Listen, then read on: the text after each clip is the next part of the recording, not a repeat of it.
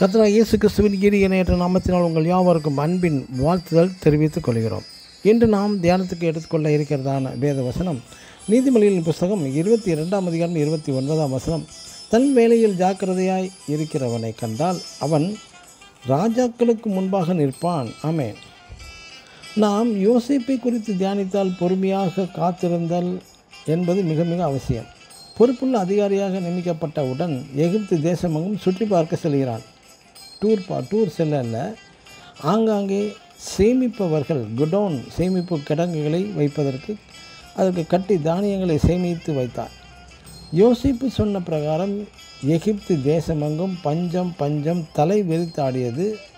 அடுத்த 7 வருடங்கள் எகிப்தின் ஜனங்கள் எல்லாரும் மீதும் பார்வோனிடம் மூலமிட்டார்கள் என்று உள்ளது.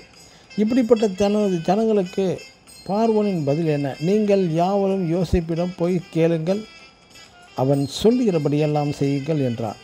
யோசிப்பு தானியங்களை விற்று நிலத்துக்கு ஏதுவாக எகிப்தின் நிலங்கள் அனைத்தையுமே வாங்கி அவை யாவுமே பார்வோனுக்கு சொந்தமாகவும் விட்டது. அன்று அவர்கள் தங்கள் வேலைகளில் நத்தையை போன்றும் ஆமையை போன்றும் மெதுவாக செய்தார்கள். மற்றும் சிலர் வீட்டிலே உறக்கத்திலேயே இருப்பார்கள். உதாரணமாக, வீடு பற்றி எரியும் போது இன்சூரன்ஸ் செய்ய ஓடுகிறார்கள் சிலர். குதிரை ஓடிய பின் வாசலுக்கு பூட்டு போடுவது சரியல்ல. பரிசுத்த வேதம் சொல்லுகிறது, நீ எறும்பினிடத்தில் போய் கற்றுக்கொள், அதற்கு பிரபுவும் அதிகாரியும் இல்லாதிருந்தும் எப்போதும் சுறுசுறுப்பாக காணப்படுகிறது. எனக்கு அன்பான தேவனுடைய ஜனமே, யோசேப்பின் தனது இளம் வயதிலே பார்வோன் தனது எகிப்தின் முழு பொறுப்பையுமே யோசேப்பிடமே கொடுத்து விட்டார். யோசேப்பு மிகவும் வெறுப்புடன் பொறுப்புடன் எச்சரிக்கையுடன் ஞானத்துடன் செயல்பட்டார். ஆம், நமது தேவனும் மிக முக்கியமான சில பொறுப்புகளை உங்கள் கையில் தந்துள்ளார்.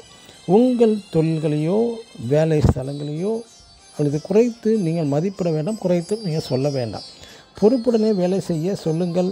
அது மட்டுமல்ல, சிறிய ஊழியம் பெரிய ஊழியம் என்றும் இல்லாமல் ஜாக்கிரதையுடன் பொறுப்புடன் செயல்படும் போது தேவன் உங்களையும் ராஜாக்களுக்கு முன்பாக நிற்க வைப்பார். ஆமென். God bless you.